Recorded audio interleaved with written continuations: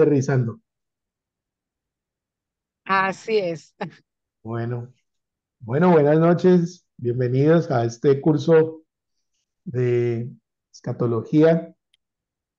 Eh, ya digamos cerrando nuestra academia en el sexto semestre. Es el último curso de este semestre e iniciaremos de nuevo la, el plan de estudios desde las materias del primero y bueno, esperamos ahí ponernos al día y los que van ingresando nuevos, pues irse actualizando.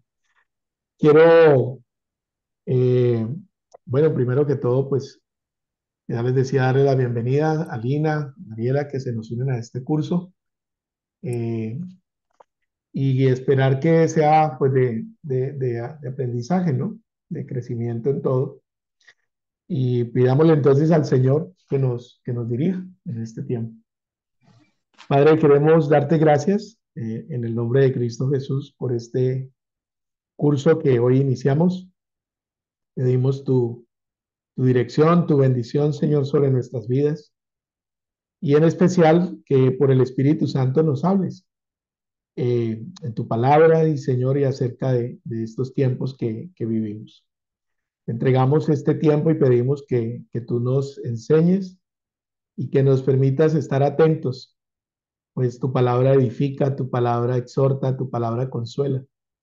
Gracias porque nos has dado una forma muy particular de esperar confiados en ti, que es por medio de la fe en nuestro Señor Jesucristo.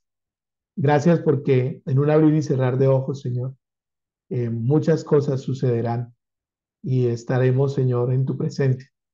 Te entregamos este tiempo y te pedimos que bendigas a cada familia y a cada uno de nosotros por tu enseñanza en Cristo Jesús. Amén.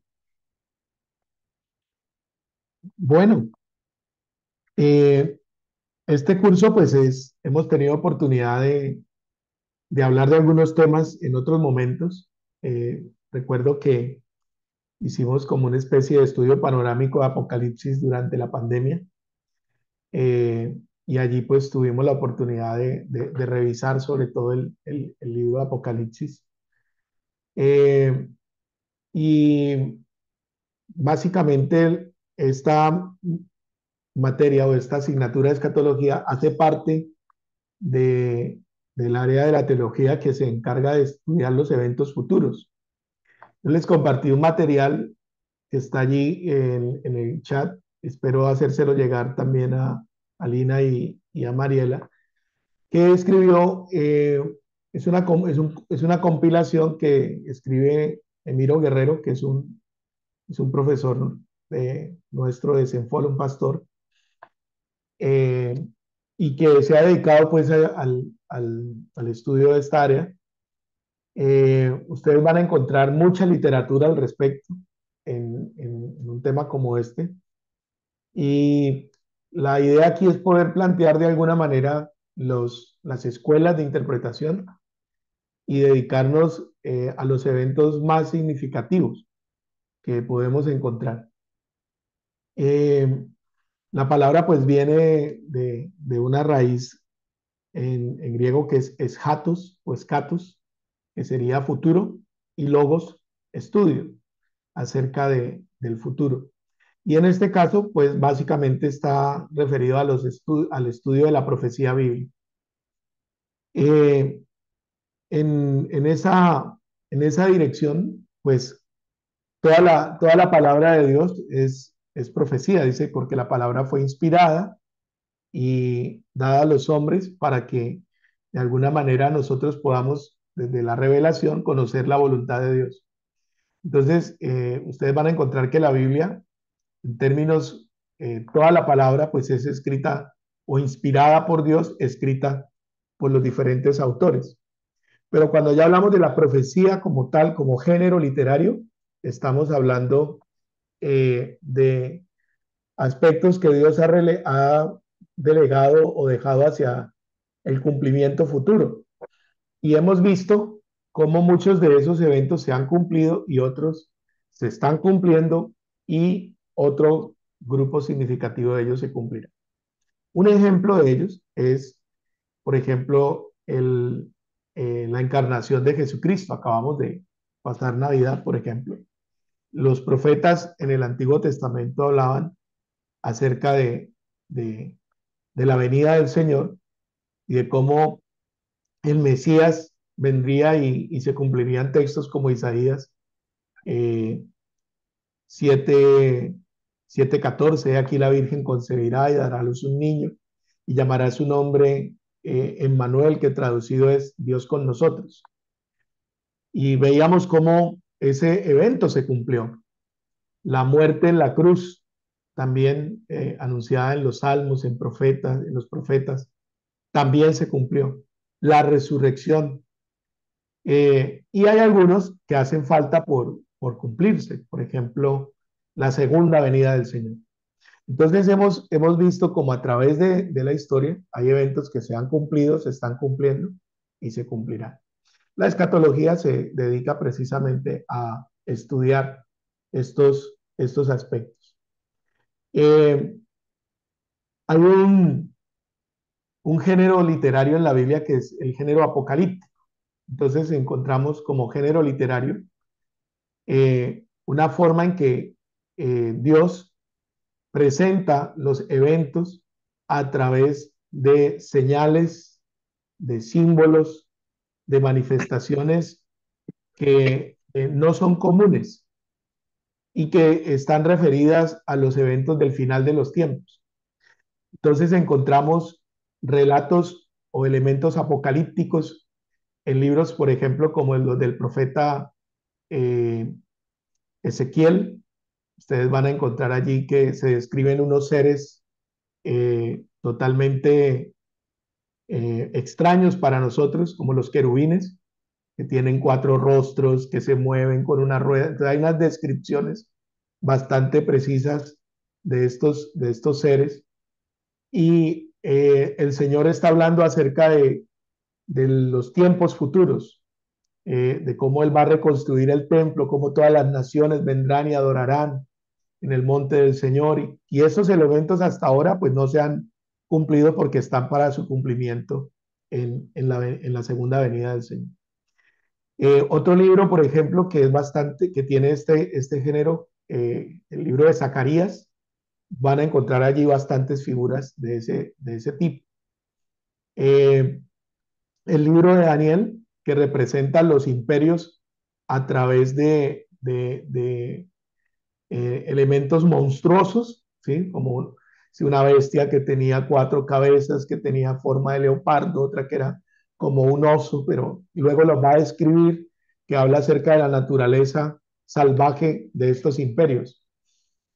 Eh, por excelencia, pues el libro de Apocalipsis, sobre todo en las primeras, en lo que tiene que ver con cómo representa las figuras de maldad, ¿no? Como bestias, el anticristo, la bestia, el falso profeta, eh, y también los diferentes fenómenos políticos, religiosos, económicos, si se quiere, que están desarrollándose allí a través de las figuras como la gran ramera, que está acá sobre la bestia.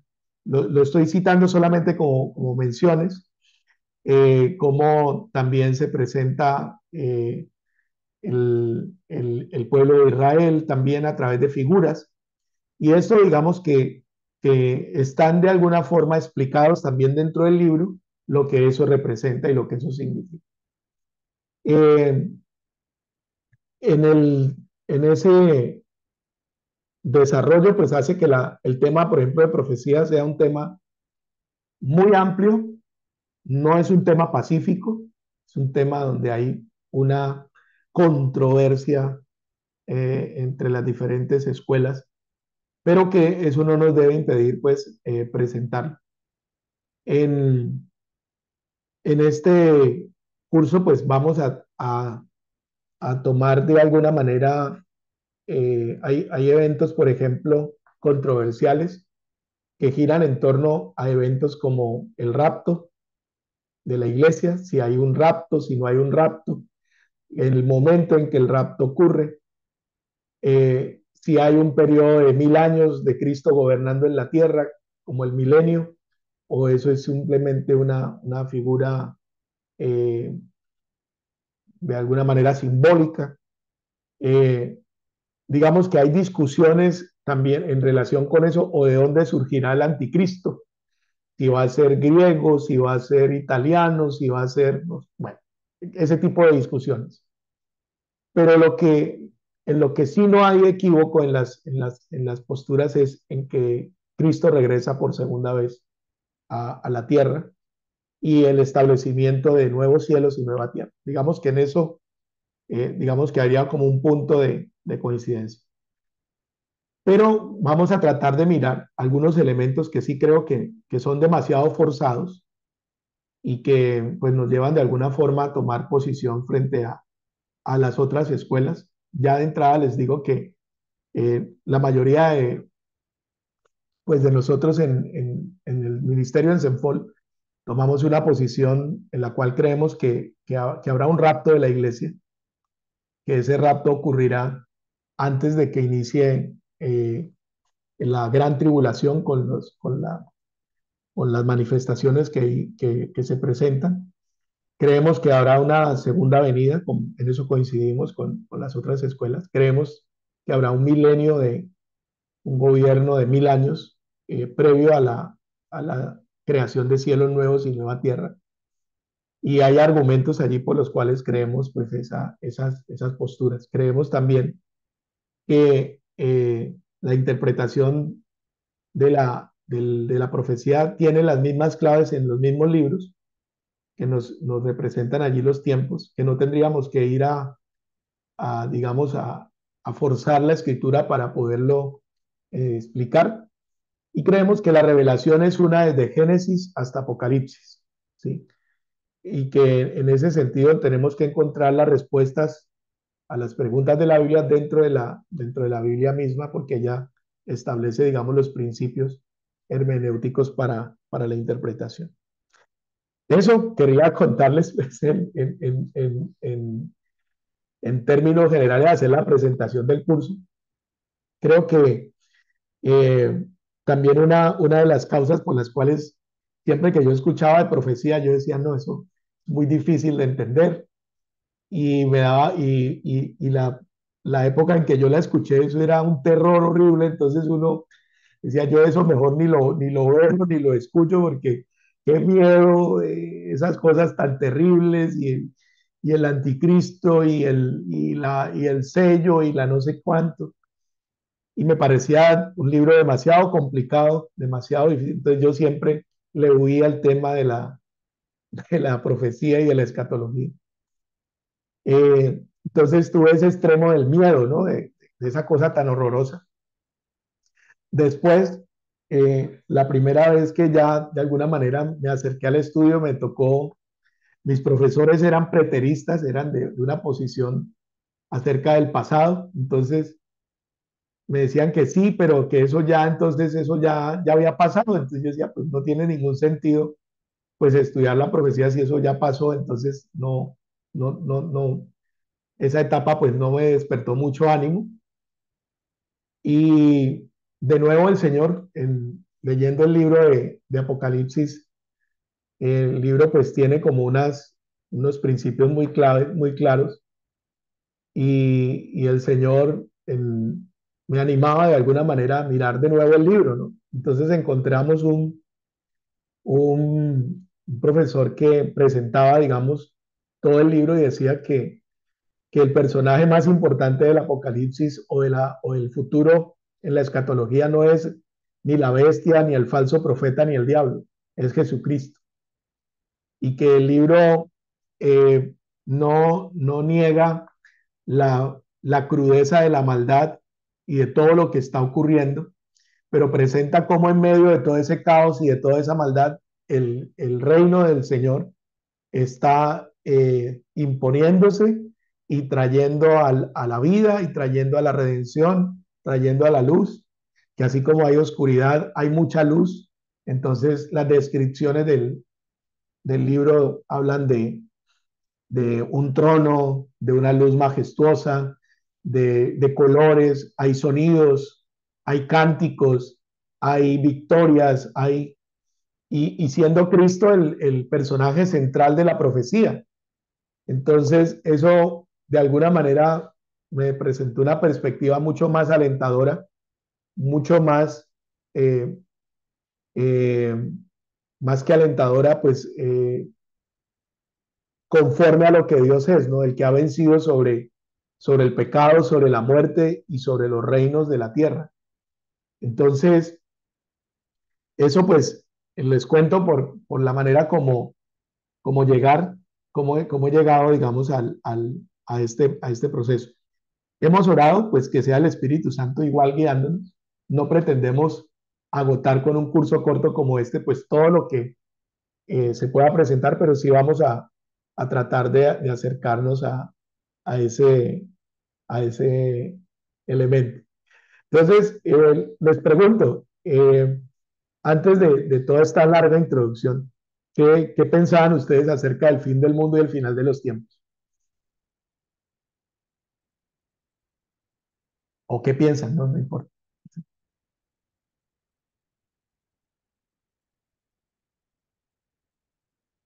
Ya les conté que pasé por tres momentos, ¿no? Yo me acuerdo de antes que yo pensaba, pero ¿qué importa el futuro si con el presente es suficiente?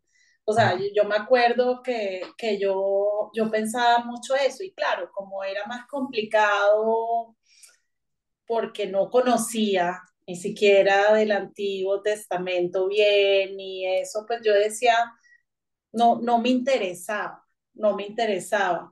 Y cuando empecé a oír contigo, porque la verdad fue contigo, eh, sí eran cosas al contrario, como de mucha emoción de saber que de la segunda venida, de lo que significaba como toda esa, ese último, vamos a tratar lo más que se pueda de dar oportunidad y oportunidad y oportunidad, que era como reconocer ahí el carácter de Dios, ¿no? Entonces yo me acuerdo de eso y luego pues poco a poco entrar a entender. De todas formas, para mí ahora que volví a leer lo que tú nos mandaste, vuelve a, esa pregunta que me hago, si es por revelación, ¿cómo puede existir todavía entre gente cristiana dos posiciones tan opuestas como la preterista,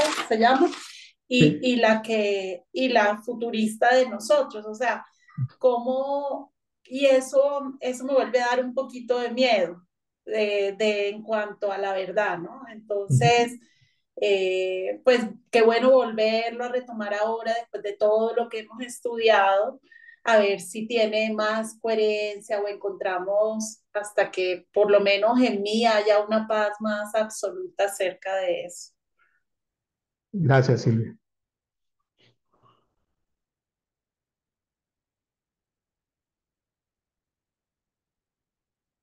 Además, nos los preguntan, ya las personas nos los preguntan y si hay algo en lo que yo no me siento preparada para dar respuesta, es esa. Y ya en este punto de la vida ya empieza a ser también como irresponsable, ¿no? También, entonces es muy importante. Ok, bien. A ver, ¿cuántos de ustedes alguna vez tuvieron la experiencia de decir, uy, ese es el anticristo? A ver, a ver si ustedes le han achutado a alguien diciendo que es el anticristo, ¿no? El tema se ha conversado mucho, como tú dijiste antes, ¿no? Hay diferentes escuelas, diferentes creencias, diferentes puntos de vista. A mí este tema me apasiona porque eh, en lo personal uno se pregunta, ¿no? La pregunta, una de las preguntas más importantes, ¿no? Cuando decidimos creer en Dios, ¿por qué creemos en Dios, no? Eh, Fue creador nuestro y tiene un plan, ¿no? Y entonces es bueno investigar cuál es el plan y Ok. hacia dónde vamos, ¿no? Entonces, yo creo que es un deber de todo aquel que se ha comprometido con nuestro Señor Jesucristo, de saber efectivamente cuál es el propósito a que vino, cuál es los planes. Y cada vez que me adentro en el tema, porque sí, tengo que ser honesto, es un tema que me apasiona mucho, me lleno más de esperanza, ¿no? Ujú. Y confirma todo lo que eh, hemos aprendido, ¿no? Ya. El fin, o sea, tenemos que saber cuál es el fin de la historia, ¿no? O sea, es como una película y no ver el final, ¿no? Ya. Entonces, a Está nosotros bien. tenemos el adelanto ese, ¿no? Sí, ¿Quiénes son sí. los que ganan y quiénes son los que pierden, ¿no? Ok, Miguel. Bueno, bueno, Además de una advertencia, ok. Bueno, bueno, queremos escucharles cómo se acercan al tema. Ay, perdón. Hola, Ángela. Buenas noches. Es que Hola. no llego a la casa. O sea, a mí particularmente, como soy una persona ansiosa, bueno, ya el Señor me ha quitado mucho de eso, pero siempre quiere uno saber cómo qué va a pasar a futuro, ¿no? En todos los escenarios. Y hoy que leía lo que nos mandaste, me parece tan maravilloso que para el Señor el futuro es historia, o sea, Él ya sabe lo que va a pasar, cómo va a pasar y cuándo va a pasar. Entonces, y entender que la Biblia eh, tiene un porcentaje tan grande en profecía y a veces uno le teme mucho a eso, ya, Mm, porque a veces tiene uno temores de qué va a suceder. Pienso que, pues, lo más importante es seguir estudiando, seguir leyendo, seguir conociendo del Señor para que no nos tome por sorpresa y tener nuestras lámparas llenas, ¿no? Así que creo que Él nos dejó ya ese manual y, y pues es lo que tenemos, ¿no? Tanto para nosotros como para poder hablar de ese tipo de temas. Pero pues si uno se siente y lee el apocalipsis y demás, pues son muchas cosas que a mí personalmente me llenan de temor, muchas cosas. Pero está esa paz que nos transmite el Señor y estar en Él, que pienso que pues uno debe seguir ahí, ¿no? Pegadito en la brecha con Él. bien, gracias, Ángela. ¿Alguien más quiere compartirnos su experiencia o si ya ha tenido oportunidad de estudiar el tema? También aparte. Bueno, yo que estoy aquí como invitada, pero siempre me ha parecido que el tema del apocalipsis es bastante que viene de todas las generaciones. Yo siempre escuché a mis abuelos, Ujú. los abuelos contaban que los abuelos de sus abuelos les contaban sobre el tema de apocalipsis y creo que cada uno vivió esas épocas que les tocó pensando en algún momento que en algún momento era el apocalipsis para Mm, ellos. mm, Y cada generación lo vivió como cada situación que pasaba, la Segunda Guerra Mundial, la Primera Guerra claro. Mundial, como si fuera el apocalipsis de esa época cada una de esas personas. Entonces, cada vez que pienso yo siempre en el apocalipsis es como ese vivir constante en el que el mundo está cambiando, en el que el mundo en todos los momentos, en todas las épocas, ha pasado por situaciones bastante complicadas, pero Dios siempre está ahí.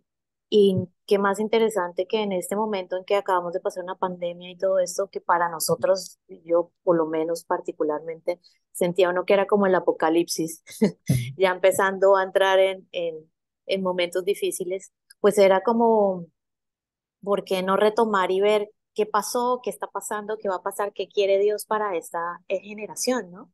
Entonces, eso es lo que me trae a mí cuando pienso en Apocalipsis, es como realmente saber y entender que cada situación en que el mundo se va moviendo, dependiendo de la época y de la temporada y de las personas que la vivan, es un apocalipsis diferente para cada uno. Obviamente con las mismas condiciones, pero como los mismos parámetros, digámoslo así, pero en completa transformación y que es algo constante. Yo pienso que el mundo y la vida al final, igual de la mano de Dios, no quiere decir que un apocalipsis sea el final, porque al final yo creo que la palabra es vida hasta el último minuto, y va a ser así para todas las generaciones. Entonces es como un constante recordarnos que vamos a tener que pasar por situaciones difíciles para volver a renovarnos y volver a empezar algo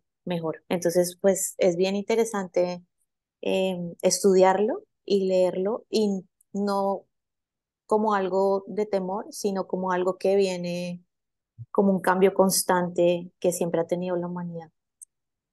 Entonces, muy interesante de estudiarlo, la verdad.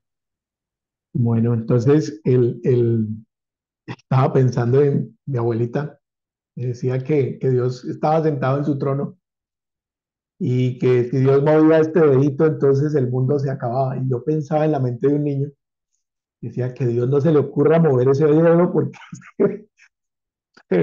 nos freímos todos, ¿no? Entonces, pero mi abuela un poco tratando de enseñarme como el Dios Todopoderoso y también como el Señor venía por segunda vez, recuerdo mucho eso. Pero recordemos que en la Biblia encontramos cuatro grandes relatos. ¿Recuerdan? El primer relato, el relato de la creación, de los orígenes. El segundo gran relato que encontramos en la Biblia es el de la caída, de cómo entró el pecado y la muerte, y cómo el hombre le dio la espalda a Dios. La tercera gran historia o el tercer gran relato de la Biblia es la redención, cómo Dios, frente al pecado del hombre, diseñó un plan para redimir al hombre del pecado y de la muerte. Y la cuarta gran historia es la consumación, cómo Dios pondrá fin a la muerte, al pecado, a la maldad y hará cielos nuevos y nueva tierra para estar con Él siempre. Entonces esos cuatro grandes relatos, pues nos lo presenta el panorama, por lo menos de los 66 libros de la Biblia. Y creo que cuando hablamos de Apocalipsis estamos hablando de la consumación, de la historia y el paso a la eternidad del plan de Dios que ha sido siempre vivir con el hombre y gozar con el hombre, disfrutar del hombre de su creación. Todo lo que en el relato, por ejemplo, del último libro dice, ya no habrá más muerte, no habrá más llanto, no habrá más dolor, no habrá más pecado, no habrá más diablo, no habrá más, nunca más se repetirá eso. Entonces, en ese sentido, claro, efectivamente, a través desde Génesis hasta Apocalipsis hemos vivido guerras, pestes, destrucciones, unas cosas que pensamos, ya este es el fin. Y acabamos de pasar por uno y nos estamos dirigiendo a otro momento muy complicado de la humanidad. Cada vez más, la gente, aún los no creyentes, entienden que estamos a puertas de la Tercera Guerra Mundial. Entonces, uno piensa y dice, Dios mío, ¿qué es esto? Si ya la segunda fue tan terrible, no me imagino una tercera. Decía Einstein que la tercera se pelearía con palos y piedras, ¿no? No sé si eso sería así, pero eh, vamos a pensar en lo siguiente. Entonces vamos a mirar como los primeros elementos. La presentación que vamos a hacer acá, trataremos de mantenernos dentro de las escrituras. Entonces la fuente primaria de consulta será la escritura, ¿no? Porque es ella la que efectivamente tiene la autoridad final en todo esto. Y trataremos de acercarnos respetando el carácter de los libros, ¿no? Entonces, en las escrituras trataremos de encontrar, digamos, ese principio de que eh, ella es la fuente suprema, pues, de autoridad y la manera como Dios se ha revelado de manera especial a nuestras vidas. Respetaremos, claro que sí, las posiciones y las opiniones, pero trataremos de quedarnos con lo que la escritura de alguna manera a primera vista podemos encontrar. El problema de las escuelas sería un problema hermenéutico, sería un problema de la interpretación de la Biblia más que un problema de la Biblia, es de cómo se acerca el intérprete. Entonces, ya hablaremos de ese elemento. Veamos por qué entonces estudiar el tema. Voy a tomar aquí la presentación de Miro Guerrero, y en esa presentación, pues, después trataremos otras que ya hemos usado como en el estudio que hicimos durante la pandemia. Eh, en esta primera, opa, aquí hay un problema. Déjenme un momentito que esta no es. Ya ya la comparto. Acá está.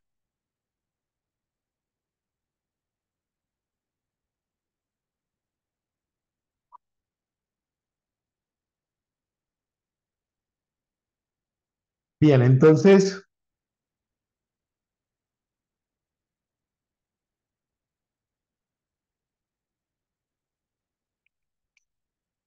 ¿por qué estudiar la profecía? En el documento se nos invita a estudiarla por varias razones. La primera de ellas es que nos tiene un efecto purificador, ¿no? Dice, primera de Juan 2:28 dice, ahora hijitos, permaneced en él para que cuando se manifieste tengamos confianza, para que en su venida no nos alejemos de él avergonzados. Es decir, y ustedes van a encontrar que en Apocalipsis, por ejemplo, dice, el que es santo, santifíquese todavía, el que es justo, sea más justo todavía, el que no lo es, pues también va a seguir allí su camino.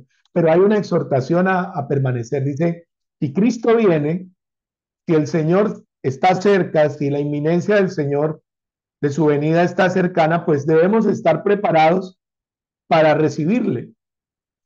Y aquí hay una figura muy interesante de la historia. Dice que cuando los emperadores iban a visitar una provincia, se anunciaba con un muy buen tiempo de antelación, con bastante tiempo, la visita del emperador.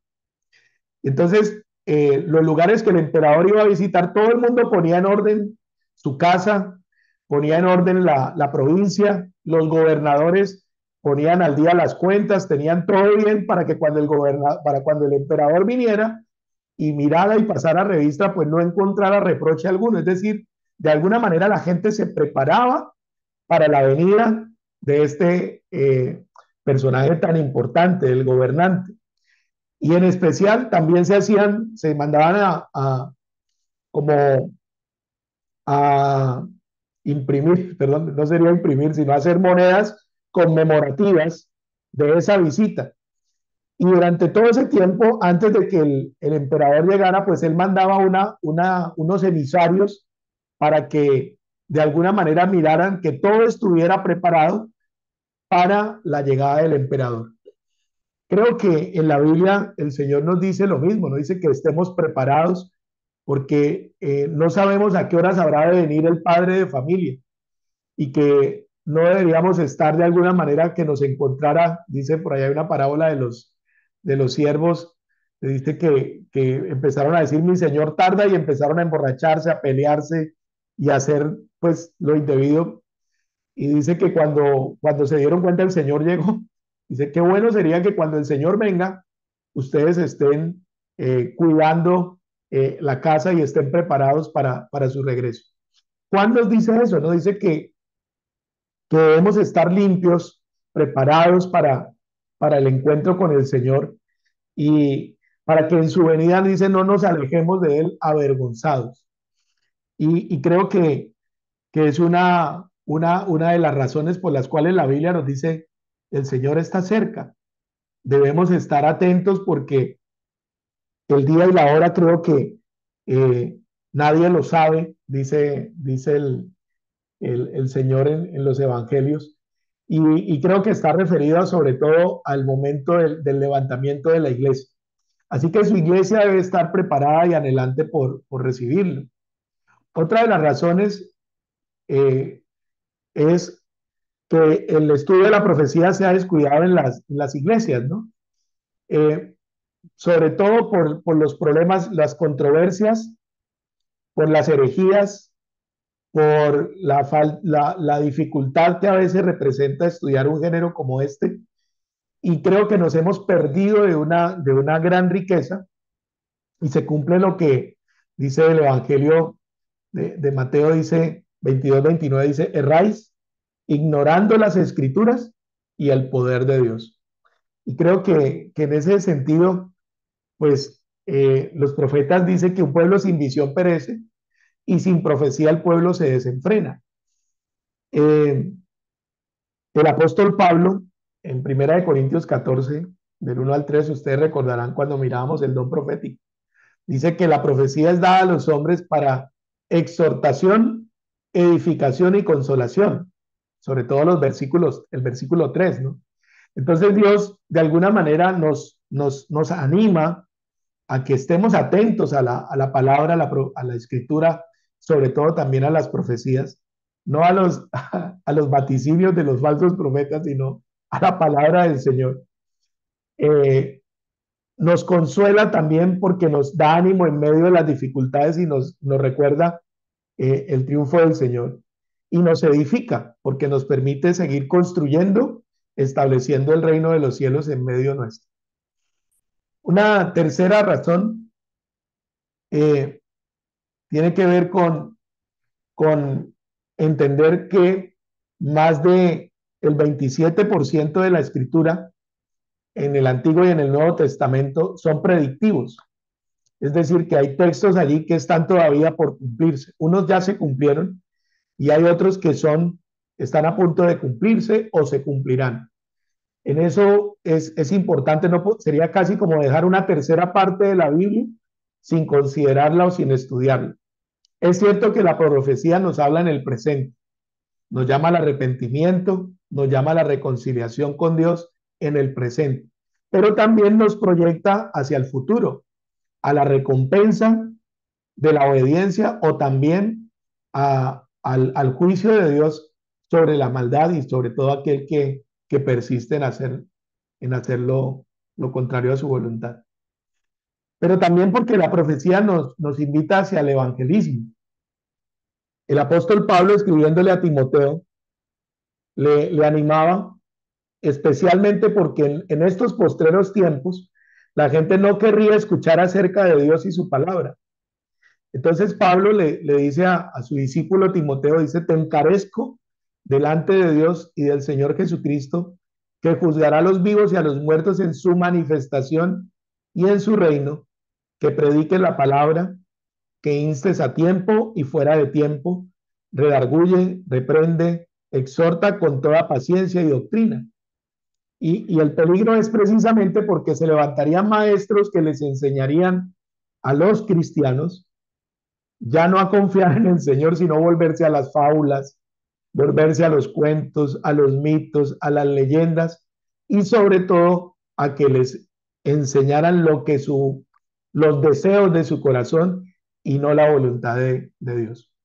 Entonces, digamos que en este material, Emiro, pues de alguna manera nos da cuatro grandes razones por la cual nosotros acercarnos al estudio de la profecía bíblica. Hablemos entonces ahora de las famosas escuelas de interpretación, ¿sí? La primera que quiero citar pues es el preterismo, que habla de la escuela pasada, del pasado. Es una variación de la escatología cristiana que sostiene que algunas de las profecías bíblicas, otros sostienen que todas, en especial las de los últimos tiempos, ocurrieron ya en el primer siglo, que ocurrieron ya en el pasado. Entonces, es una escuela que cuando estudia Apocalipsis dice, bueno, eso ocurrió, los eventos del Apocalipsis ocurrieron entre el año 33 después de Cristo y el 70, cuando fueron destruidas la ciudad de Jerusalén y el templo, y que el libro y las profecías se escribieron para los creyentes de esa época para que tuvieran ánimo frente a las dificultades que estaban experimentando.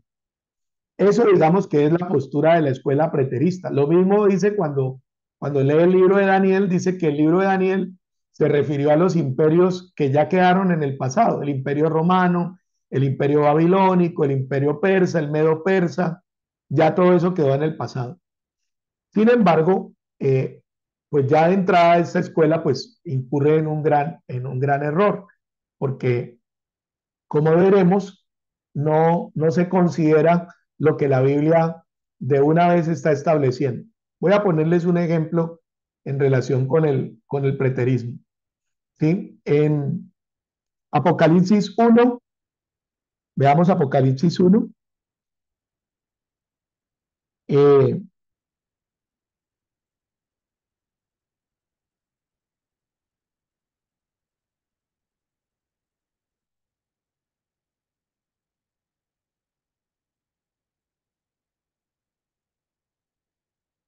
versículo 19.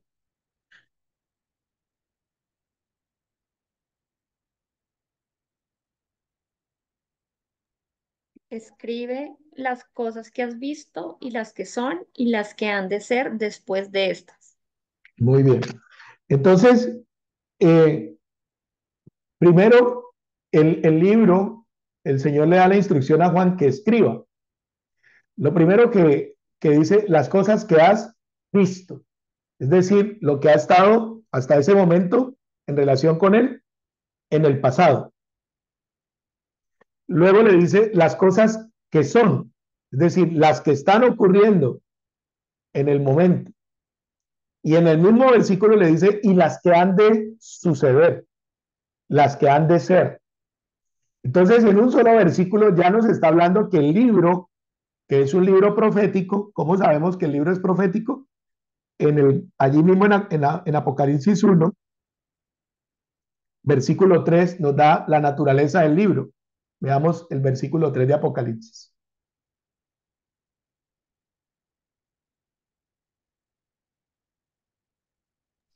Bienaventurado el que lee y los que oyen las palabras de esta profecía y guardan las cosas en ella escritas, porque el tiempo está cerca.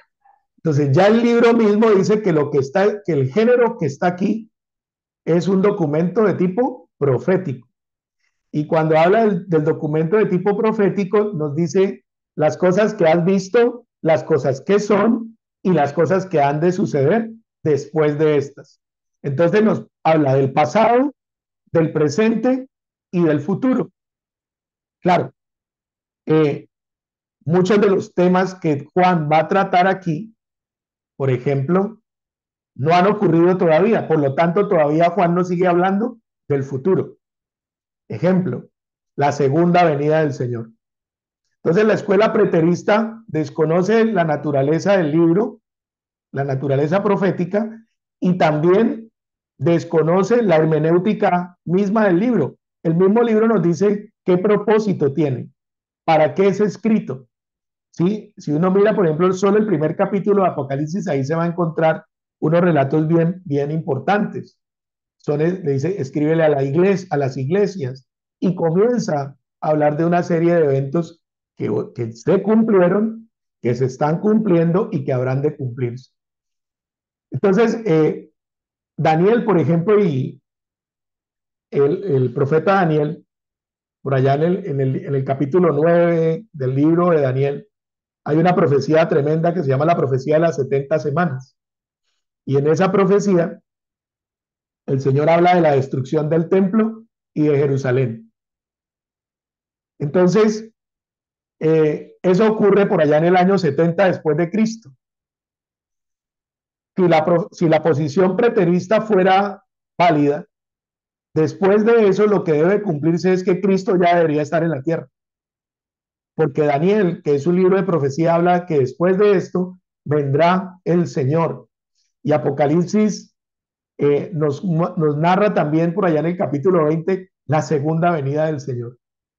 Entonces, es una contradicción, ¿no? De alguna manera plantear que todo esto ya se cumplió y negar el carácter predictivo de los textos. Muchas de estas cosas se cumplieron, pero otras habrán de cumplirse. Ejemplo, cuando Daniel escribe el libro que lleva su nombre, el Señor le habló del imperio babilónico, en el cual él llegó, del imperio medo-persa, él sirvió a Darío, el medo, luego le habló del imperio persa, con Ciro, pero también Dios le habló que después vendría el imperio griego, y ya para esa época Daniel estaba muerto.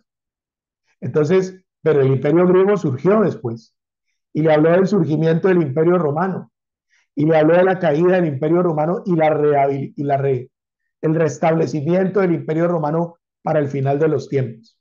Entonces, el libro de Daniel se cumplió en el tiempo en que el profeta vivía, habló de eventos futuros en relación con él que ya se cumplieron, pero al día de hoy todavía está por cumplirse. Ese es el elemento de la profecía.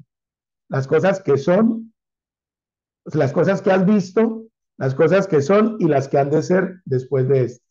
Esta en relación pues con la escuela preterista. Otro es el enfoque historicista. Esta es una posición en la cual desafortunadamente en el afán de encontrar una explicación, entonces la gente comenzó en diferentes épocas a interpretar las señales como que ya esa era la, la persona o el tiempo, sobre todo con el anticristo. Entonces hay varios momentos en la historia de la humanidad, como lo mencionaba Lina, en que se han identificado elementos como que dice, este ya es el tiempo final y este es el anticristo. Y algo interesante es que muchos de estos personajes se han comportado como habrá de comportarse este ser tan enigmático que ha llenado la mente de muchas personas a través de la historia. Pero siempre están buscando en una persona, en un momento, en un tiempo, diciendo, este es el anticristo, este es el falso profeta, esta es la bestia, y normalmente ponen tiempos e identifican, no, este es el tiempo, por ejemplo, de la gran tribulación, porque estamos viviendo yo creo que si yo hubiera vivido en la Segunda Guerra Mundial, hubiera pensado que ese era el tiempo final, ¿cierto? Entonces, y hubiera pensado que Hitler era el anticristo. Y creo que en ese sentido es importante también ir a las señales. Cuando ocurrió la pandemia, yo empecé a escuchar, muchos dicen, no es que este es el segundo sello del Apocalipsis. Decía, pero ¿cómo así que el segundo sello del Apocalipsis? Si para que esté el segundo tiene que estar el primero. Y el primero es que ya debía manifestarse el anticristo. Entonces, esa fue una de las cosas que me invitó a hablar de este tema. Entonces, en todo momento, ustedes van a encontrar que en cada momento de la historia dice, no, es que este es los ejércitos de Gog y Magog, esta es la batalla del Armagedón. Lo mismo escuché cuando vino la primera guerra del Golfo, hubo todo un escándalo porque como fue en Irak y eso fuera el territorio que había sido antes Babilonia, pues muchos pensamos, digo, bueno, aquí parece que va a ser el cumplimiento de esto. Pero es importante no perder de vista que aunque los elementos que se están confluyendo alrededor tienden al cumplimiento de la profecía, pues nosotros debemos estar atentos a los tiempos, pero ser muy claros en lo que ya, por ejemplo, el Señor nos ha hablado. Un ejemplo de ello, ustedes lo encuentran en Apocalipsis capítulo 6. Para que se cumplan, por ejemplo, estos elementos. Apocalipsis 6, versículos 1 y 2. Dice, vi cuando el Cordero abrió uno de los sellos y oía a uno de los cuatro seres vivientes decir con voz de trueno, ven y mira. Y miré, y aquí un caballo blanco, y el que lo montaba tenía un arco, y le fue dada una corona, y salió venciendo y para vencer. Este primer sello, pues nos dice que cuando esto ocurra, pues estaremos en presencia del anticristo. Y el anticristo va a tener un poder, dice que no será quebrantado por poder humano alguno, y va a reinar sobre toda la tierra, y va a gobernar desde el trono de Satanás. Entonces, y se le va a conceder vencer aún a los santos en esa época, en ese momento. Ahora, cuando uno mira esto, dice, ok, ha habido personajes como Nerón, ha habido personajes como Hitler, como Atila, o para quedarnos en uno más cercano, Hitler, que fue uno de estos. Uno diría, pues, si Hitler, si le aplicáramos este texto a Hitler, ¿por qué podríamos decir que Hitler no era el anticristo?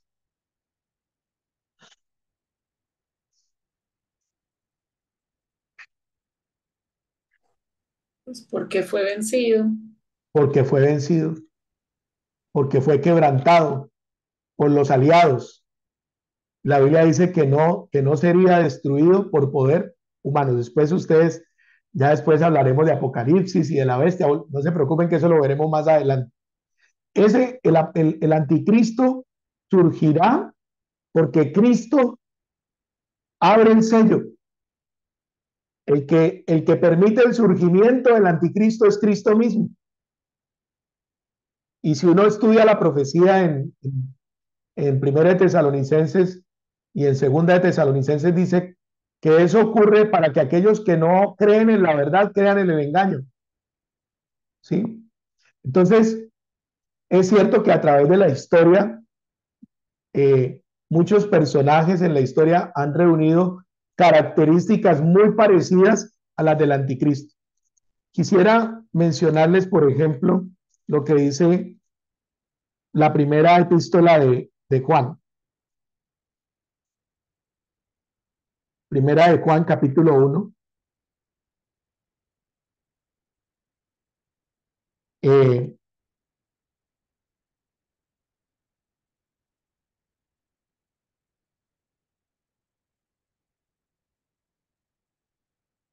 perdón, capítulo 2, versículo 18.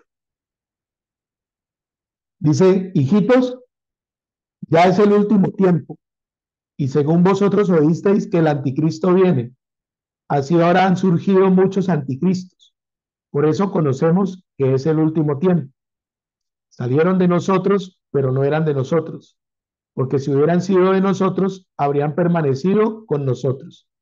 Pero salieron para que se manifestase que no todos son de nosotros.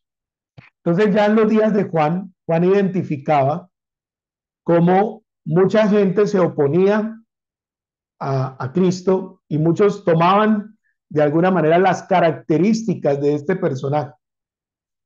Pero cuando este personaje se manifieste, será manifestado porque Cristo lo permite, porque Cristo es el que abre el sello y no será quebrantado por poder humano alguno. Nerón murió, pero el anticristo será destruido por el Señor en su venida. Con el resplandor de su boca, con el resplandor de su gloria y con la espada de su boca será quebrantado el anticristo. No habrá poder humano. De hecho, el anticristo sufrirá una herida mortal en la cabeza y resucitará. Será vuelto a la vida. Y Cristo es el que le pone final a este personaje. Entonces, ¿ha habido muchos anticristos en la historia? Sí, pero el anticristo como personal, como personaje central de la revelación está por surgir, ¿sí? Algunos se le parecen bastante, pero está por surgir. Así que la escuela o el enfoque historicista nos acerca un poco, pero nos hace estar viendo señales y cumplimientos en todas partes y podemos llegar a pecar de imprecisión. Una época, cuando Obama fue presidente de Estados Unidos, decían que Obama era el anticristo. No sé si ustedes recordarán eso. Bueno, yo veo que ahí Lina siente. No sé, Lina, ¿te acuerdas? No sé si recuerdas ese, Sí, sí, escuché en muchas oportunidades una de cosa esa. increíble, ¿sí? Y uno dice, bueno, hay comportamientos en él que se parecen. Y uno dice, bueno, pero ahora, por ejemplo, eh, bueno, ahí tenemos una cantidad, por allá cuando surgió Emmanuel Macron, entonces dijeron que era Macron. Entonces, el problema es que eso hace que perdamos seriedad y como que entendimiento en relación con mirar las escrituras. Porque cada cierto tiempo surge un personaje y dicen, ah, este es, y luego, ay, no, no era. ¿Sí? Ese es un problema en el enfoque historicista. Entonces, cada vez cuando surgió el Islam, cuando surgió la reforma protestante, cuando vino la contrarreforma, cuando vino la Primera Guerra Mundial, todos estos elementos dijeron, no, este ya es el anticristo, este es fulano, y miren que aquí ha pasado el tiempo y aquí estamos. ¿Significa eso que el anticristo no va a surgir? No, surgirá en el momento en que el Señor así lo determine. Quiero que recordemos algo que nos dice eh, Segunda de Tesalonicenses. Aprovecho allí porque no, para hacer estas aclaraciones que son importantes. Segunda de Tesalonicenses, capítulo 2,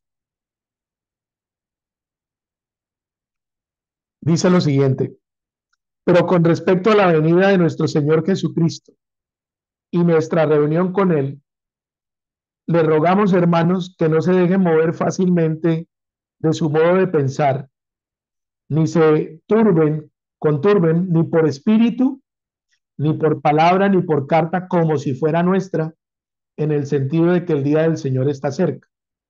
Nadie los engañe en ninguna manera, porque no vendrá sin que antes venga la apostasía y se manifieste el hombre de perdición, se manifieste, perdón, el hombre de pecado, el hijo de perdición. Noten este énfasis tan importante.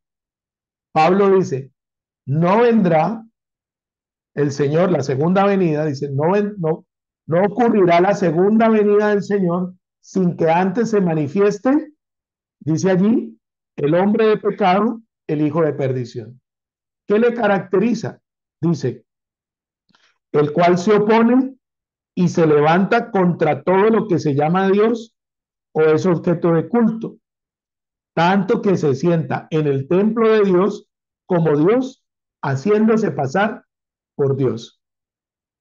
Muchos lo han intentado, pero no han podido. Pero en los días del anticristo, el anticristo va a ser con el falso profeta que caiga fuego del cielo, que la imagen del anticristo hable y haga matar y apresar a todos aquellos que no lo adoran.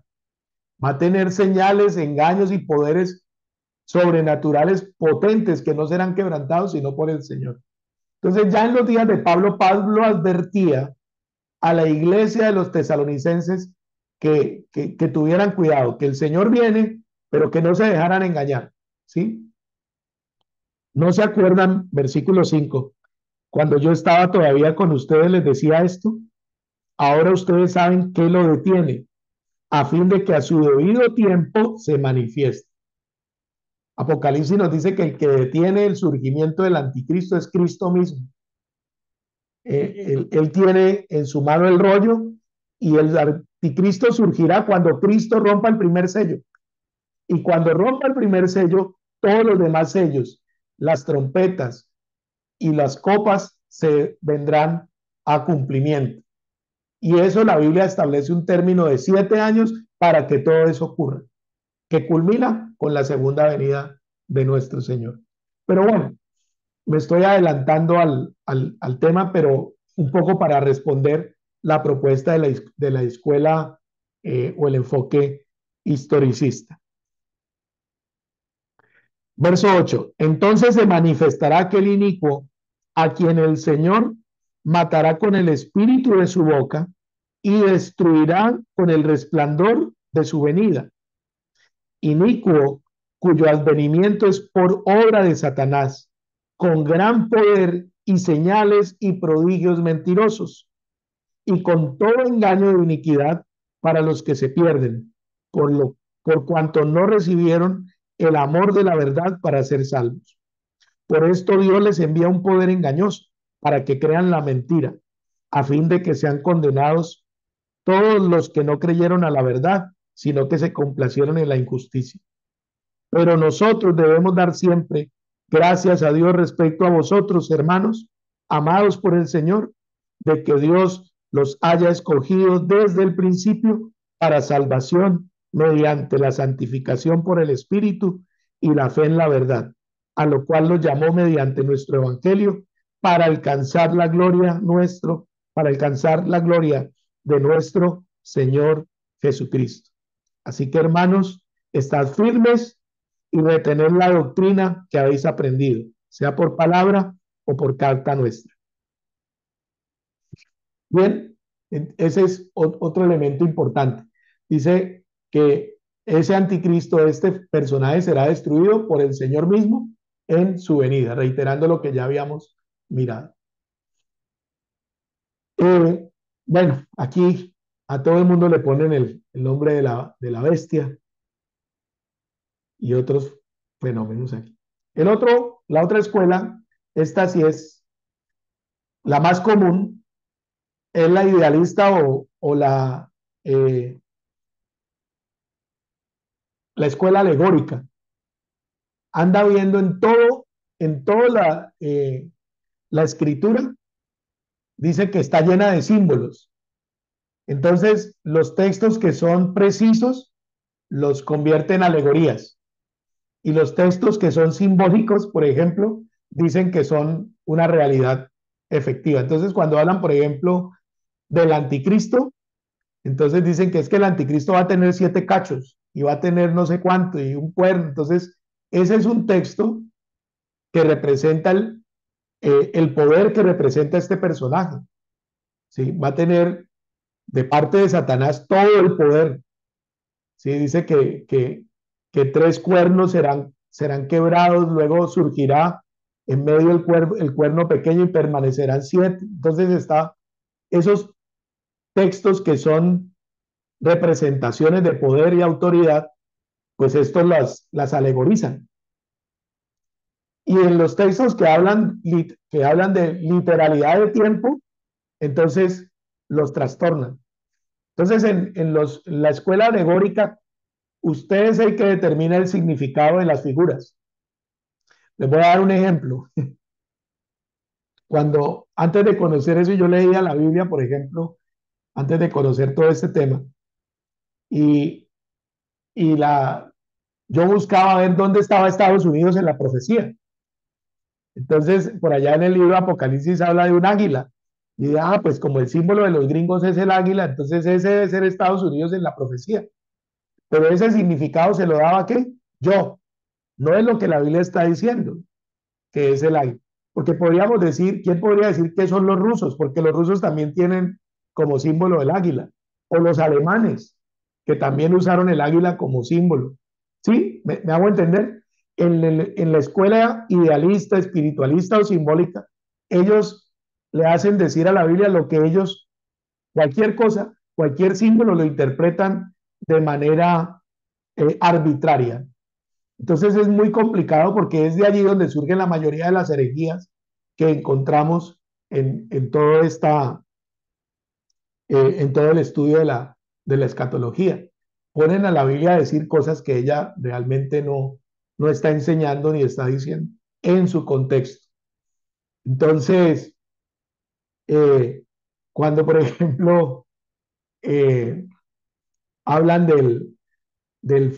otra figura, por ejemplo, ¿cómo representa la Biblia al falso profeta? Dice que tenía forma de cordero, tenía rostro de cordero, hablaba como cordero, pero lo que salía de su boca era como de un dragón. Y lo representan con 2 cuernos también. Entonces dice que va a ser, los amigos acá dicen que será un extraterrestre que vendrá a la Tierra y que tendrá literalmente esa forma. Cosas como esas yo he escuchado, entonces eso realmente es una forma grosera de interpretar pues las escrituras y que no tiene realmente sentido. Y hay mucho de eso que yo encuentro. Cuando decimos, cuando se dice, por ejemplo, que, que la vacuna y ¿cómo se llama? Uno de los patrocinadores, Bill Gates, ¿cierto? Era la manifestación de la muerte y de la enfermedad y de todo esto, pues es un acercamiento alegórico, porque realmente no encuentra uno que la Biblia habla directamente de este personaje, de Bill Gates y de la vacuna, ¿sí? Sería una forma de acercar, de poner a decir la Biblia lo que no dice respecto de ese personaje. Ahora, ¿será que esos intentos de controlar la natalidad o de influir o de cambiar el diseño de Dios vienen de las tinieblas? Eso será innegable, ¿no? Porque una de las cosas que esta presente era hará será cambiar el diseño de Dios, ¿sí? Buscarán cambiar el tiempo, buscarán cambiar el diseño de Dios. Pero bueno, esta es la escuela eh, simbólica o alegórica. El libro, las características del libro, pues como lo mencionábamos ahora en el Apocalipsis sobre todo, dice, bienaventurado el que lee, los que oyen las palabras de esta profecía. Entonces, ya de entrada, el libro está determinando su naturaleza profética. No solamente enseña principios espirituales del bien y del mal, está hablando de eventos que se van a cumplir en el tiempo y la historia de la humanidad. La segunda venida de Cristo no es un elemento espiritual solamente. No sé si usted ha escuchado eso. Algunos dicen que Cristo vendrá, pero no en forma visible, sino en un espíritu de reconciliación y de paz, en un espíritu de armonía. Bueno, la palabra de Dios, Jesús dijo que así como se ve el rayo del oriente al occidente, así será la venida del Hijo del Hombre. Si todas las naciones de la tierra, todo ojo, dice, lo verá. Literalmente, vendrá el Señor con gran poder y gran gloria con los ángeles y con su iglesia a la tierra.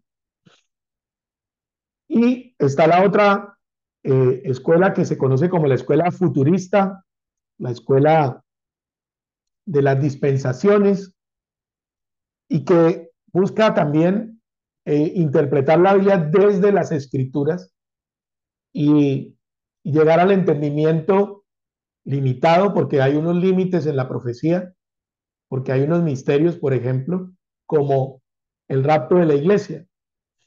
El rapto de la iglesia dice la Biblia que ocurrirá en un abrir y cerrar de ojos, ¿sí? Mientras que la segunda venida está supremamente clarificada y detallada de todos los eventos que han de ocurrir en relación con la segunda venida. Entonces tratamos de diferenciar entre hechos y símbolos, entre lo que se ha cumplido en la historia, lo que ha sido ya una realidad, pero también aquello que representan los símbolos. La Biblia dice, por ejemplo, que, que Dios, por ejemplo, se repiten números como el 7, y entonces 7 es una representación de la plenitud, de la sabiduría, del poder, de la perfección de Dios. O cuando se refiere al hombre, habla del 6 como un ser creado muy cercano a Dios, pero que no es Dios. Y cosas como estas que están en las escrituras, uno dice, ok, Señor, podemos entender estos elementos. Isaías, por ejemplo, capítulo 11 habla de los 7 espíritus del Señor. Y uno dice, pero ¿no es luego un espíritu? Dice, sí, pero dice espíritu de sabiduría, espíritu de revelación, espíritu de conocimiento del Señor, espíritu de temor. Ah, ok. ¿Cómo se expresa el espíritu de Dios en la vida del creyente o en la vida del Hijo de Dios de esa manera? También encontramos esa referencia en el libro de Apocalipsis cuando se describe el trono de Dios. Bien, entonces hemos de entender que muchos de esos sucesos se han cumplido a través de la historia, como lo veremos acá, y otros estarán por cumplirse. Eh, Creemos que en efecto hay un rapto, existe un periodo de 7 años que lo describe la Biblia en dos momentos. Una primera, 3 años y medio, que es conocida como la tribulación, y luego 3 años y medio como la gran tribulación, eh, que creemos que Cristo viene por segunda vez a la tierra y que habrá un milenio literal de 1000 años. ¿Por qué? Creo que es la lectura más cercana a las escrituras en los textos que encontramos. Bien, hasta allí pues, entonces, la presentación de las escuelas, y ahorita veremos, pues, hablaremos de las señales en relación con Israel. Pero no quiero pasar de esta etapa a otro tema sin que antes, pues, hablemos y compartamos de lo que hasta aquí hemos dicho. Las razones para estudiar por qué estudiar la profecía, y lo otro, los enfoques de las 4 escuelas que mencionamos. Comentarios, aportes, preguntas.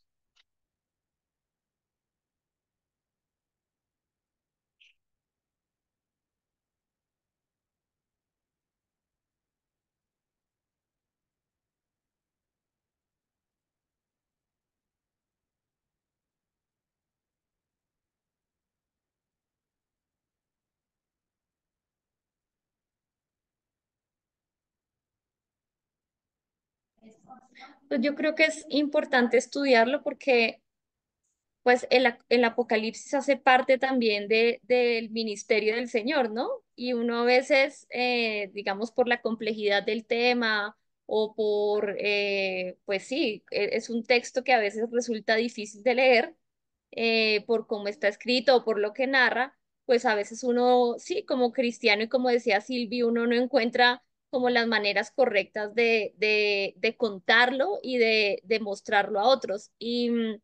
Yo creo que el Apocalipsis es la manera en que la Biblia nos recuerda la soberanía de nuestro Dios. Entonces, creo que vale la pena tener claro, digamos, desde la perspectiva bíblica, lo que es el Apocalipsis, en especial en un tiempo como este, donde se levantan como tantas escuelas, tantas doctrinas, también nosotros poder desde la Biblia, poder decir con claridad, pues un momento, la verdad es esta, ¿no? Esto es lo que el Señor ha dicho y esto es lo que va a suceder. Entonces me parece pues que es importante para nosotros también como volverlo a recordar, volverlo a leer, ¿no?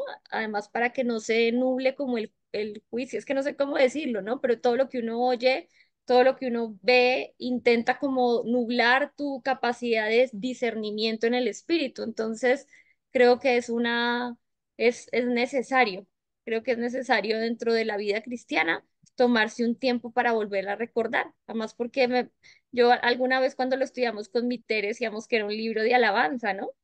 Porque También. Dios es grande, es soberano, y eso me marcó a mí en la historia del Apocalipsis y yo, de lo que había oído. Y en ese momento, cuando yo entendí que era un libro de alabanza, cuando lo vimos desde esa perspectiva bíblica, cuando vimos y entendimos que es el ministerio de Cristo también en la cúspide, ¿no? Como en el cumplimiento. Entonces yo dije, wow, Dios es soberano, o sea, no ha dejado de ser Dios, nunca, nunca va a dejar de serlo. Entonces, como que me cambió un poquito como esa visión que uno trae, que escucha uno desde chiquitos, ¿no? Como que es como el terror, ¿no? O sea, como que le hacen ver a uno como el cuento del terror, ¿no? Como la parte del terror del libro que uno dice, ay, no, esa parte no la quiero leer, porque siempre existe como ese, no sé cómo se dice, como que es estigmatizar, no sé, Sí, el libro. sí, Entonces, a mí me parece súper chévere. Ya lo hemos estudiado en diferentes oportunidades, pero creo que en cada oportunidad, en cada etapa de lo que vamos viviendo y del cumplimiento de la palabra de Dios, el Señor siempre toma oportunidad para exhortar nuestro corazón y afirmarnos en Él nuevamente, ¿no? En su soberanía. Me parece chévere el estudio otra vez del Apocalipsis. gracias, Anita. Les quiero invitar, por ejemplo, a que lean en la medida de lo posible el libro de Daniel. ¿sí? Lean el libro de Daniel, tomen ahí sus notas, especialmente cuando vienen las revelaciones, ¿cierto? Eh, Mateo capítulo 24, yo sé que Miguel por allá, por ejemplo, ya veo a Miguel. Es un libro muy importante, el capítulo 24, porque los discípulos le preguntaron al Señor tres cosas. ¿Qué señal habrá de este tiempo, del tiempo de tu venida, del fin del fin de este siglo, de tu venida y el establecimiento del reino? Y Jesús le respondió a los discípulos en Mateo capítulo 24. Y Mateo 24, Daniel y Apocalipsis tienen una conexión profunda, ¿sí? Y eso nos presenta un estudio panorámico. Ahora, cuando leemos las cartas, noten ustedes la carta que leímos a los tesalonicenses. Ya los tesalonicenses estaban teniendo problemas porque habían empezado a torcer la enseñanza. Y entonces Pablo les escribe y les exhorta, les dice, oiga, manténganse en la doctrina, en la enseñanza que ya han recibido. Hay un riesgo muy grande de uno salirse de ello. ¿Cuál es la medida más importante? Que el pueblo de Dios, el pueblo que conoce a su Dios, se esforzará, ¿sí? Y al hacer esto, dice, el reino de Dios está siendo establecido. ¿Por qué les digo que lean Daniel? Por ejemplo, en el capítulo 2 de Daniel, hablábamos hoy al mediodía, del tiempo de oración del mediodía, Dios le habló a Nabucodonosor, pero a él se le olvidó el sueño. Y Nabucodonosor dice que Dios le habló porque Nabucodonosor se empezó a preguntar qué habría de ser del futuro, cuál sería el fin de todo, qué habría de pasar en el futuro. Y Dios le habló al rey Nabucodonosor, pero a él se le olvidó. Pero luego Dios, eh, con grave riesgo a la vida de Daniel, le da la revelación a Daniel y le muestra. ¿Y qué le muestra? Increíble, le habló de todo lo que había de ocurrir después de él, de Nabucodonosor, y cómo al final del surgimiento de estos imperios, el Señor vendría y se establecería su reino, desmenuzaría y haría polvo a todos estos otros imperios, y dice, y la tierra será llena de su gloria, de su conocimiento. Pero algo interesante es cómo Dios le habló a un rey que realmente estaba interesado en conocer y le envió, dice Daniel, y el sueño es real y la interpretación es fiel, ¿sí? Entonces, en profecía uno tiene que mirar ciertos, primero, si lo que uno está mirando es verdad, es revelación, y lo segundo, si la interpretación es fiel a la revelación. Y allí pues la Biblia explica la Biblia. Les voy a dar un ejemplo. Apocalipsis capítulo 1, solo para quedarme allí con el libro. Un ejemplo allí para usar la Biblia. En Apocalipsis 1, Juan tiene una visión, ¿sí? Dice en esa visión, verso 16,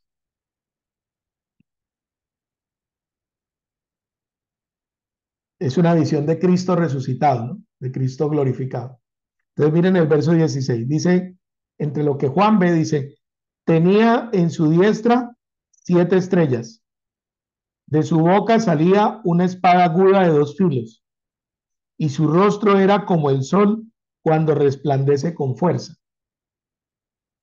Cuando le vi, caí como muerto a sus pies, y él puso su diestra sobre mí diciendo, no temas, yo soy el primero y el último, y el que vivo y estuve muerto.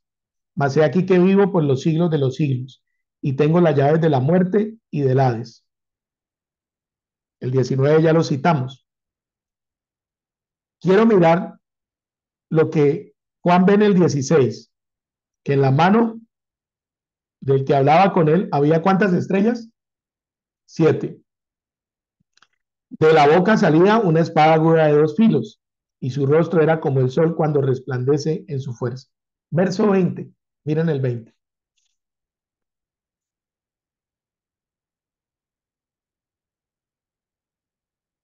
El misterio de las 7 estrellas que has visto en mi diestra y de los 7 candeleros de oro es este, 2 puntos. Las 7 estrellas son los ángeles de las 7 iglesias y los 7 candeleros que has visto son las 7 iglesias. ¿Notan ustedes? No había que alegorizar porque Cristo le está dando a Juan, este es el misterio y le está dando la revelación de lo que eso es, ¿cierto? Los mensajeros de las 7 iglesias. ¿Cuáles 7 iglesias? Las que van a recibir el mensaje a partir del capítulo 2. ¿Dónde están las iglesias? En las manos, en la mano derecha. ¿Sí? ¿Dónde están los mensajeros? En las manos del Señor. ¿Qué son las iglesias? Luz. Dice que un candelabro, una iglesia con 7 brazos, ¿cierto? Allí que alumbra y que Cristo se pasea en medio de ellas. Luego el Señor va a utilizar todo eso para hablarle a cada una de las iglesias. ¿Sí? Ahora, la escuela preterista decía que solamente era para esas iglesias. ¿Recuerdan? Otro ejemplo. Entonces, veamos el mensaje de la iglesia de Éfeso. Quiero que miren lo que, lo que dice el verso 7.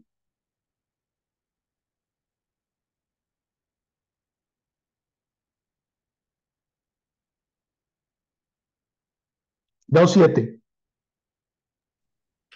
El que tiene oído, oiga lo que el Espíritu dice a las iglesias. Ok, ese era un mensaje para la iglesia de Éfeso, pero también es válido para quién? Para todas las iglesias. Y si hoy somos iglesia, el mensaje también es para nosotros. ¿Ya? Entonces, el mismo libro nos va llevando, ¿cierto? En el entendimiento de lo que está allí. Ahora, después nos tocará ir hacia atrás, hacia adelante. Por ejemplo, esta imagen del Hijo del Hombre, así gloriosa y todo esto, Dios se la reveló a Daniel. Dice que Daniel estaba por allá, de un momento escuchó una voz que habló con él y se volteó para ver y tuvo una manifestación gloriosa de Cristo. Y esa manifestación está en el Antiguo Testamento. Y es la misma, pero solo que está añadido. Jesús le dice a Juan, le dice, tranquilo, yo soy el mismo que estuve muerto, el que vive, el que resucitó y el que ahora vive por los siglos de los siglos. Entonces, el, el Cristo Jesús que le habló a Daniel es el mismo que ahora le está hablando a Juan. Ahora, ¿por qué esa imagen en particular? Porque Daniel, el libro de Daniel es el Apocalipsis del Antiguo Testamento. Y ahora en el Nuevo Testamento, Cristo mismo le está hablando a Juan para ponerle fin a la profecía. Porque en los días de Daniel, el Señor le dijo a Daniel, Daniel, sella la profecía porque todavía falta. ¿Sí? Para cuando venga el Mesías, se completará. Dice, ve y descansa, ve y duerme. ¿Sí? No la selles porque todavía falta. Bueno, aquí el Señor viene a ponerle el sello final a la profecía. Entonces, lo que quiero decirles con esto es que el Señor nos ha advertido siempre cómo acercarnos al, al, a su palabra. Y esta esperanza, este libro es un libro esperanzador, efectivamente, porque Cristo es el que tiene en sus manos a la iglesia. Cristo es el que tiene en sus manos a sus servidores. Los reinos de la tierra son del Señor y de su Cristo. Ni la bestia, ni el anticristo. En el cielo se escuchan alabanzas, se escuchan que se proclama lo que, si usted mira, por ejemplo, el capítulo 4 y 5, dice, yo oí una voz que adoraba al que está en el cielo, al que está sentado en el trono, y todo lo que estaba en el cielo, en la tierra y debajo de la tierra, oí decir, al que está sentado en el trono sea la gloria, la honra, el poder, la alabanza. En el capítulo 5 dice, al que está sentado en el trono y al Cordero, al que nos redimió con su sangre. Por eso decimos también que es un libro de alabanza. Y es un libro también de justicia. es un libro de verdad, es un libro de soberanía. Bueno, todo lo que usted pueda, todo lo que es verdad en Dios es verdad también en su palabra. Les animo a que lo revisen porque aquí vamos a hablar del pueblo de Israel, porque Israel hoy sigue siendo un elemento muy importante en la profecía, básicamente por, por tres razones. La primera es el pueblo de la Biblia, ¿sí? No que estén siguiendo hoy la Biblia, pero la Biblia, ¿cierto? El libro que tenemos, Dios lo escogió para traer la Biblia, ¿sí? Estos profetas, todos, pues nos hablan, son de este pueblo. Dos, el Mesías, Cristo, vino de ellos, se cumplió lo que Dios le prometió a Abraham, no solamente para Israel, sino para la bendición de todas las naciones de la tierra. Judíos y gentiles, por medio de la fe en Cristo, somos ahora una nueva creación.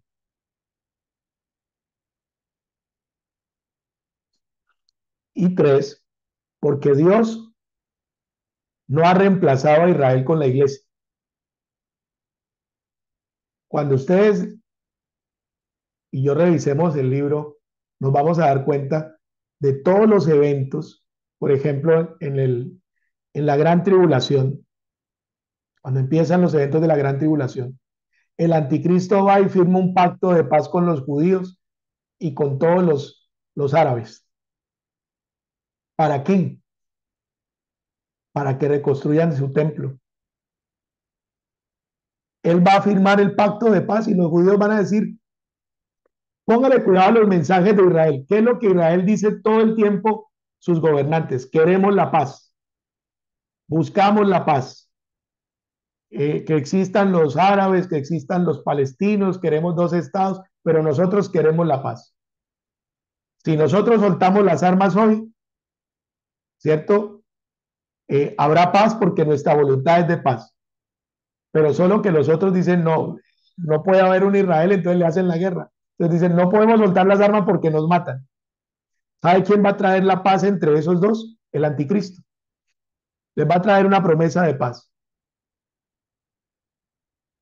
Y ellos van a edificar su templo. ¿Por qué no puede hoy edificarse el templo? Porque en la explanada de las mezquitas, donde estaba el templo anteriormente, hoy hay dos de las grandes mezquitas de, de la fe maometana.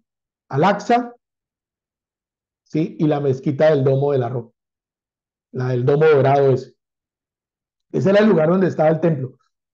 Cualquiera que toque cualquiera de esos elementos, una de las razones por las cuales jamás llamó hoy la invasión del 7 de octubre era que Israel no permitía el acceso a las mezquitas y había entrado y había profanado de alguna manera los lugares santos del Islam y por eso llamaban a todos los musulmanes a la guerra. Bueno, este señor va a traer la paz con engaños, pero a los 3 años y medio, dice la Biblia, en el templo que han construido los judíos, va a ir y se va a sentar allá en Jerusalén y va a pedir que todo el mundo lo adore como el único Dios. Los primeros 3 años y medio todo el mundo va a tener libertad religiosa, pero a partir de los 3 años y medio él va a pedir que solamente a él se lo adore y va a tener un personaje en todo el mundo haciendo señales y milagros para que eso ocurra. Se llama el falso profeta. Entonces, Israel tiene una figura muy importante. ¿Quiénes van a estar predicando el evangelio? Dice, uno de los sellos dice, el quinto, el sexto sello dice que salieron 144,000 judíos para predicar el evangelio en todo el mundo. Varones, dice, consagrados, santos, llenos del Espíritu Santo, y a quien el diablo y el anticristo los va a poder dañar, los va a poder tocar. ¿Cuál es el resultado de toda esa evangelización, de la que dejó la iglesia y de la predicación de ellos? Que Juan ve que de la gran tribulación sube una multitud que nadie podía contar. Eso está en Apocalipsis capítulo 5. ¿Quiénes son esos? 144.000 judíos de la tribu de Judá, de la tribu, la única tribu que no se menciona ahí en la de Dan. Durante el periodo de los 3 años y medio finales, hay dos profetas que se van a oponer al anticristo. ¿Saben desde dónde predican? Desde Jerusalén. O sea, toda la profecía va a girar alrededor de Israel. Ha girado. Jesús le dijo a los discípulos, de este templo no quedará piedra sobre piedra. Y en el año 70, los romanos vinieron, destruyeron el templo, araron todo eso, dejaron eso liso, quemaron la ciudad y dispersaron al pueblo. Casi 2000 años. En 1948 Israel volvió a ser un Estado-nación reconocido. Entonces, cuando miremos la profecía alrededor de Israel, no es que nos vamos a volver judíos, no es que nos vamos, pero vamos a entender el valor presente que tiene la profecía para Israel. Romanos capítulo 9, 10 y 11 dice que Dios también no ha terminado y va a restaurar y va a salvar a Israel en Cristo. ¿Sí? Porque hay un remanente, no dice que todo Israel, sino el remanente será salvo. Entonces, cuando hablamos de profecía, que Israel es el reloj profético, no es que queremos judaizar, sino que tenemos que estar atentos a esas señales. Una de las razones principales en la profecía es que la abominación desoladora de la cual habla el Señor Jesús en Mateo 24 no puede cumplirse si no hay templo. Porque ¿a qué hace referencia Daniel? Dice que el anticristo vendrá y se sentará ya en el trono en Jerusalén y pedirá que se lo adoren como Dios. Hay dos momentos en la historia que han ocurrido esos eventos. Con Antíoco Epifanes IV, quien sacrificó un cerdo en el templo judío y se sentó en el trono, pero que después murió loco, el rey loco, lo mataron, murió en la locura. Y ocurrió también cuando los romanos entraron y quemaron el templo y destruyeron la ciudad. Sacrificaron cerdos allá, ¿cierto? Cometieron sacrilegio, pero todo ese lugar fue destruido, el templo de Herodes. Será reconstruido. Hablaremos de la reconstrucción del templo en este curso, si Dios nos lo permite. Quiero entonces pedirles que lean el libro de Daniel, Mateo 24, y con eso en mente, entonces podremos seguir hablando de Israel. Especialmente quiero que lean el capítulo 2 y si pueden del 7 al 9, donde hay unas profecías bien importantes que sería bueno revisar en el transcurso de todo este curso. Perdón, ¿el 2 de cuál? De Ahí. Daniel. Y el 7 y 9 de Daniel también. 7, sí, 7, 8 y 9 de Daniel. En el 12 también creo que hay algo, ¿no? Sí, en el 12 ya cierra la profecía, ¿cierto? Pero la de las 70 semanas, y esa es bien importante porque está muy vinculada con lo que hasta aquí hemos hablado. Bueno, más que hemos hablado, que he hablado, porque hoy he hecho, esto ha sido un monólogo, ofrezco excusas, ¿cierto? En relación con el tema, pero es la manera que encuentro de poder ir avanzando. Y en la próxima sesión nos hablaremos de Israel y empezaremos pues a hablar de los imperios, del panorama geopolítico, de la profecía, de la cual nos habla Daniel. Y entonces por eso quiero que lean porque vamos a hablar de Israel y del panorama geopolítico que la profecía nos presenta. Panorama que hoy se está cumpliendo, ¿ok? Que hoy vemos que se está cumpliendo. Comentarios, preguntas, aportes. Yo todavía ando con el libro de Jeremías y hay una parte en el libro de Jeremías donde hablan sobre eso, ¿no? Donde hablan mucho sobre los falsos profetas, sobre cómo el Señor, sobre cómo hieren a Dios con las falsas profecías, con los inventos y que la gente cree eso. Yo pienso que eh, pues para mí lo más importante es tener siempre como el discernimiento del Espíritu Santo.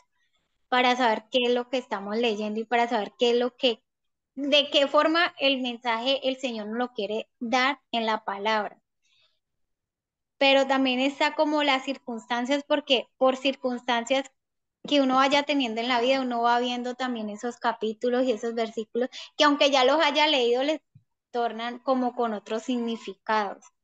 Pero personalmente pienso que básicamente el discernimiento y que el Señor pues nos muestre lo que nos quiere mostrar y cómo nos lo quiere mostrar para que nosotros pues no lo tomemos en nuestro pensamiento humano o en nuestro propia conciencia, pues por así decirlo. Entiendo lo que nos quieres decir, Ángela. Primera de Corintios 2 dice que hemos recibido la mente de Cristo. Dice que debemos acomodar lo espiritual a lo espiritual, ¿cierto?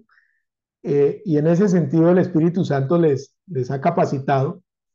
Eh, Dice que las cosas que son, no, voy a citarlo para no parafrasearlo. En Primera de Corintios 2 dice eh, lo siguiente, dice verso 12, porque nosotros no hemos recibido el espíritu del mundo, sino el espíritu que proviene de Dios para que sepamos lo que Dios nos ha concedido, lo cual también hablamos no con palabras enseñadas por sabiduría humana, sino las que enseña el espíritu, acomodando lo espiritual a lo espiritual. Pero el hombre natural no percibe las cosas que son del Espíritu de Dios, porque para él son locura y no las puede entender, porque se han de discernir espiritualmente. En cambio, el espiritual juzga todas las cosas, pero él no es juzgado de nadie. Porque ¿quién conoció la mente del Señor? ¿Quién le instruirá? Mas nosotros tenemos la mente de Cristo. Este juicio es para discernir entre lo que es verdadero y lo que no lo es, entre lo que es conforme al Señor y lo que no es conforme al Señor. Y habla del discernimiento que recibimos del Espíritu y empezamos a pensar de la manera que Dios piensa y a acomodar las cosas de Dios a las cosas de Dios. ¿Sí? Por eso, en este ejercicio, pues es vital entender y depender del Espíritu Santo en este camino para no ir a contaminar la escena, ¿no? Pero lo que quiero que nos vamos de alguna manera animados es que el propósito de la profecía, si uno recuerda Apocalipsis, recuerden que el primer capítulo dice, bienaventurados los que oyen, bienaventurados los que leen y bienaventurados los que creen la palabra. Es decir, el libro es un libro de bienaventuranzas. La palabra bienaventurado, Macarios, es dichoso, feliz, 3 veces bendito. Entonces, la profecía debe ser para nosotros motivo de edificación, de consolación, de edificación y de bienaventuranza, ¿sí? La bienaventuranza la conecta a uno con bienaventurados los que sufren, los que lloran, los que tienen hambre y sed de justicia, bienaventurados los misericordiosos, los que aman la paz, bienaventurados los que aman a Dios, ¿cierto? Entonces, si ese es el espíritu que nos guía, que es el espíritu de Dios, que trae gozo y bienaventuranza, pues lo que va a hacer esto es un disfrute, porque nos va a permitir acomodar lo espiritual a lo espiritual, ¿cierto? Y en aquellas cosas en las cuales no tengamos una respuesta, podremos confiar en aquello que ya conocemos, ¿sí? Los discípulos le dijeron al Señor, Señor, ¿restaurarás el reino ahora? ¿Y qué le dijo Jesús? No les corresponde a ustedes saber esas cosas todavía. Pero el Espíritu de Dios vendrá con ustedes con poder y me serán testigos, ¿sí? Yo creo, por ejemplo, de manera particular que el Señor le reveló eso a Juan, el Apocalipsis, cuando le da el Apocalipsis, dice, dice Juan, que la revelación que recibe es de Jesucristo. De hecho, el libro lleva por título el nombre, Revelación de Jesucristo, ¿sí? Que le dio a su siervo Juan, y el mensaje, ¿sabe para quién es? Para las iglesias. Escríbele esto a las iglesias. Entonces, es un motivo de bienaventuranza este estudio. Es un motivo de gozo este estudio. Es un motivo de aprendizaje gozoso esto. Cristo reina. Y el gozo del Señor, dice el libro de Nehemías, es nuestra fortaleza.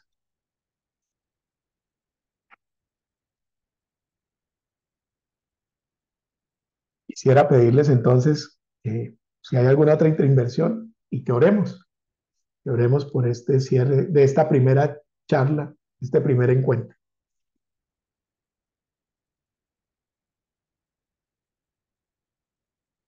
Y en cuanto a lo que hablabas de Israel, es, esta nueva posición del conflicto es una más entre las muchas que van a haber hasta que... Sí, de hecho, la búsqueda de la paz de Israel siempre ha estado buscando la paz, pero Jesús les dijo cuando no lo recibieron en Jerusalén, dice, tú apedreas a tus profetas y asesinas a los que te son enviados. No conociste el tiempo de tu visitación, por lo tanto tu paz te será quitada. ¿Sí? Entonces es una consecuencia. Y ese ha sido el anhelo de los judíos después de Cristo de buscar la paz. Y en esa búsqueda de la paz, pues han tenido que vivir las cosas más indecibles, como lo que están viviendo ahora, que es una guerra también, en parte también de autodefensa, ¿no? No por los gazatíes que no tienen de alguna manera cómo enfrentarse a una potencia, pero sí por los enemigos de Israel que son supremamente poderosos. Entonces, una de las cosas que ellos van a tener que experimentar en todo este tiempo será una búsqueda constante de la paz y no la van a encontrar, ¿sí? Hasta que el Señor, dice Zacarías, hasta que tú digas, bendito el que viene en nombre del Señor, y miren al que traspasaron y hagan lamentación por él. ¿Por qué? Porque tanto que se han guardado y que y van a terminar firmando con el anticristo. Y cuando se den cuenta que ese no es, entonces harán lamentación. Y en esa búsqueda, pues vamos a encontrar que cada vez más el cerco a Israel se le va a cerrar. Cada vez más, cada vez más. Los enemigos van a venir y lo van a tratar de asfixiar. Pero algo importante es que Dios siempre va a pelear por ellos. Hay un texto muy bonito que está por allá, creo que en el capítulo 12, 13, dice que este pueblo en la gran tribulación el diablo va a arrojar todas sus fuerzas contra ellos. Y dice que aún la tierra se abrirá y va a asumir el ataque. Dios va a defenderlos en ese momento tan difícil. Y dice, y los va a sustentar en el desierto por 1260 días. ¿Sí? Es una cosa impresionante. Y ellos efectivamente ya en ese momento se habrán dado cuenta de que rechazaron a su Mesías, pero se estará cumpliendo también eh, el que Dios también es fiel a sus promesas para con ellos, ¿no? Entonces sí, el ataque actual, hay Irán, ¿cierto? Tiene como propósito, y todos los países árabes, hay tres proclamas, ¿no? Una de ellas es que no debe existir el pueblo de Israel. No debe existir el pueblo, no debe existir el Estado. La tercera se me olvidó. No paz con Israel, no Estado de Israel, no pueblo de Israel entre los árabes, entre ellos. Estas son los tres no que se firmaron por allá en los 50, en una de estas guerras, y que jamás tiene dentro de su acta constitutiva. no tendría que decir que el Israel de hoy es un Israel, el Israel bíblico, ¿cierto? Muchos de ellos son ateos, agnósticos, pero hay un remanente que espera en el Señor. El Señor dice que por causa de ese remanente, ¿cierto? Él es fiel a sus promesas. Entonces, por eso es materia obligada estudiarlo en la profecía.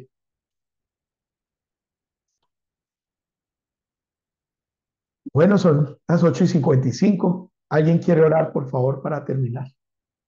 Y las otras preguntas las dejan para el inicio de la clase. Le daremos un tiempo a las preguntas y a comentarios en la próxima sesión.